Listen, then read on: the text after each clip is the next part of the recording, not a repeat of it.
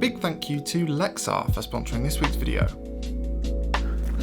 Well, welcome to the first morning in what feels like months that isn't going to be entirely just a scout.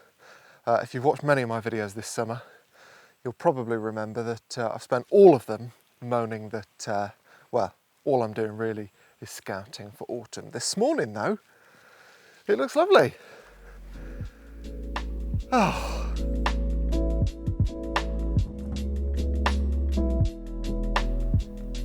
Well, it turns out I got here about 3 minutes before the breeze picked up and ruined the reflection. So that's lucky, that never happens. I'm not even sure I closed my car door, to be honest. No, I didn't. I just ran out to take that photo, so pleased I did, given that, as I say, the reflection's gone now. Also, what is this like, me hand-holding my Sony A7? Is it too jittery for, I mean, it's too dark at the minute. Yeah, me walking around like this, is it bearable? Because I do have another option, if it is, but the picture quality is probably not quite as good, and the sound might not be quite as good. I'll switch to that, see what you think. Well, now that I'm feeling quite lucky this morning, I'm going to go and try and nail a subject which, well, I still haven't managed to over multiple seasons and multiple videos. So yes, we'll see if the luck is actually on my side this morning. I say luck. A lot of the reason I've not managed to get a photo there is my own doing. So hopefully this morning's different. By the way, this is the different setup for my walking shots. This is a DJI Pocket 2.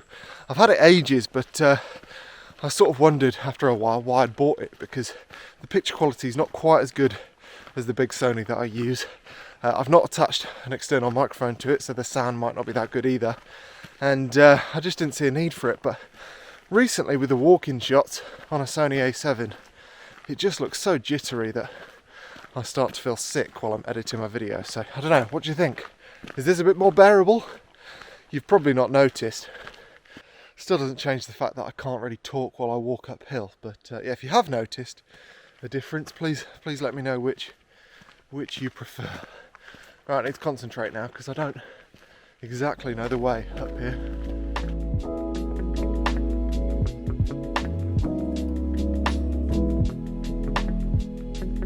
But yeah, I feel so relieved that this morning I managed to get a shot at Craftnant. I was starting to get really frustrated at this summer, thinking that, is this still the path? Flipping heck. Yeah, I was starting to get really frustrated at the prospect of just constant scouting missions. In other words, failed photography missions. And I'd basically said to myself, and I think I'll still probably stick to this, that in summers going forward, I am going to dedicate most of my time to street photography. Just look at this a minute. Isn't that pretty? Also, I should probably stop talking while I go down this. It's a bit dangerous. Well, my legs are soaked walking through all the sopping wet ferns, but I think we're getting close. Anyway, yes, street photography. So I think in summers going forward, as I said, street photography will be the best use of time, because in summer, as you know, 95% of the time when there is light, it's harsh light, and in street photography, light is just as important as in landscape and outdoor photography, but you can really make use of harsh light on the streets in a way that most of the time you don't really want to when you're shooting in the outdoors. So yeah, that was a thought I had the other day. Maybe I could dedicate my summers to being in cities, which sometimes is a bit sticky, but if it gets more photos, I'm all for it. I don't know if you can see the light over there, but I'm missing and walking past a lot of photo opportunities to try and get down to where I'm going. Hopefully it's worth it. I can't work out if this is good conditions or if the light on that hill in the background is just distracting away from the subject.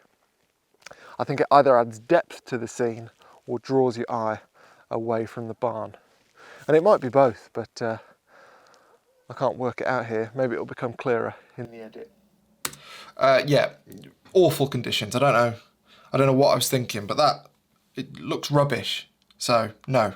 Now, if you're a long-time viewer of the channel, you may recognise this location from a couple of videos previously. I came here, I think, last autumn, and I think I also filmed a video here in winter. And if I'm right, I was talking about panoramas at this location then.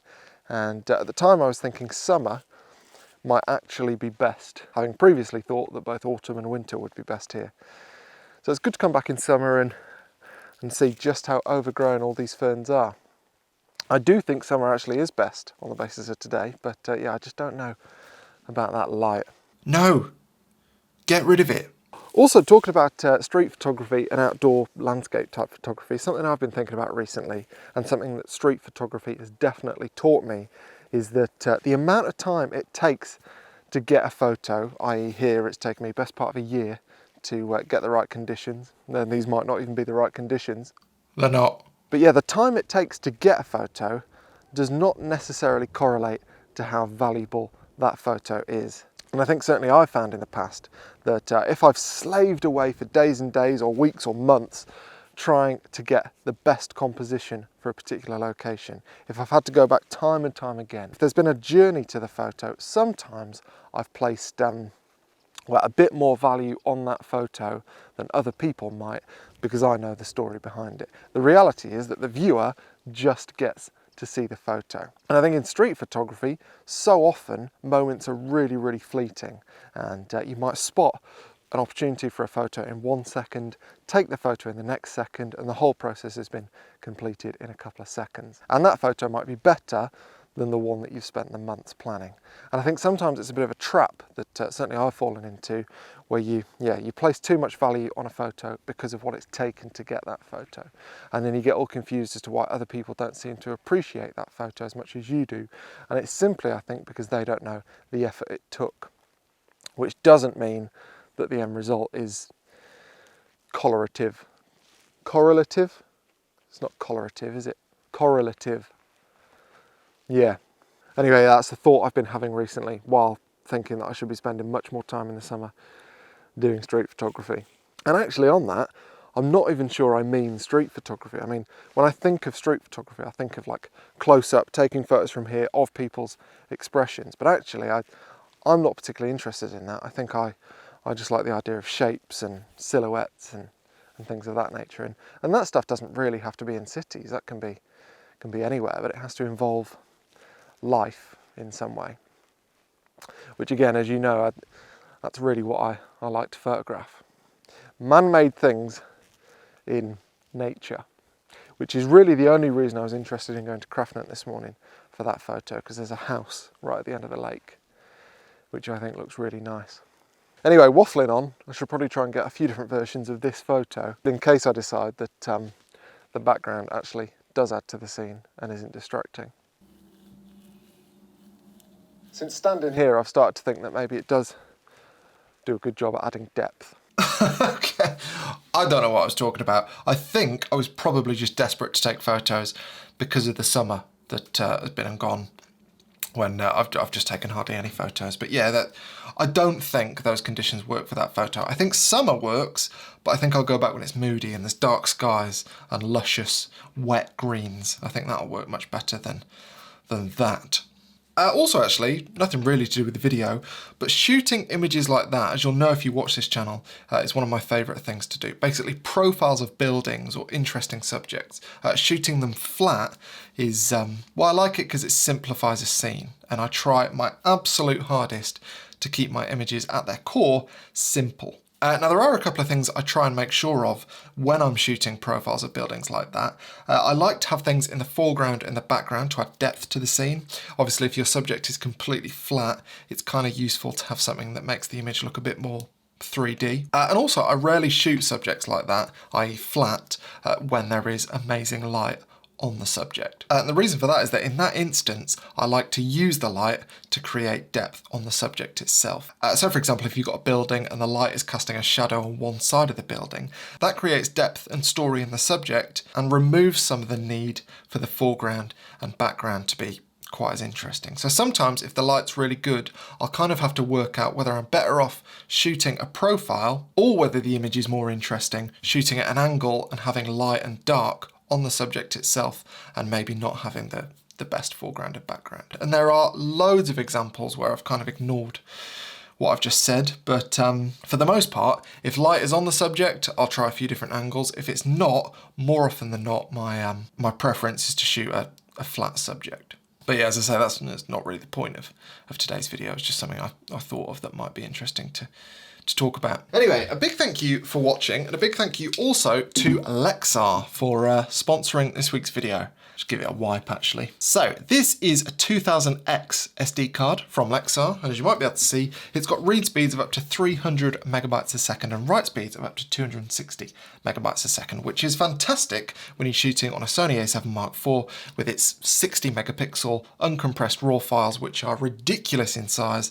And if I'm shooting wildlife or something, then I've got all these big massive files. It's amazing to be able to shoot with a card that can keep up. So yeah, these do a fantastic job. Is that in focus? As you can see, it's a UHS-2 card, so it's got 2 rows of pins, which help those incredibly high speeds. But it is UHS-1 backwards compatible, so you don't need to be shooting on a UHS-2 compatible device to make use of it. It's available in capacities from 32 gig all the way up to 256 gigabyte, and it's dust-proof, temperature-proof, shock-proof. It's very durable, which is peace of mind when you're as clumsy as me. So yes, there is a link in my description to can't get my SD card in my camera. I can't do 2 things at once. Even if one of those things is as simple as put my SD card in, there we go. So yeah, link in my description if you're interested, and I definitely recommend checking them out, particularly if, as I say, you're shooting lots of high resolution stills and or video. I will see you next week when hopefully I'll be taking more than 1.5 photos. I'll call that barn 1.5 photo because it's no good. But yeah, I'll see you then. Thanks for watching.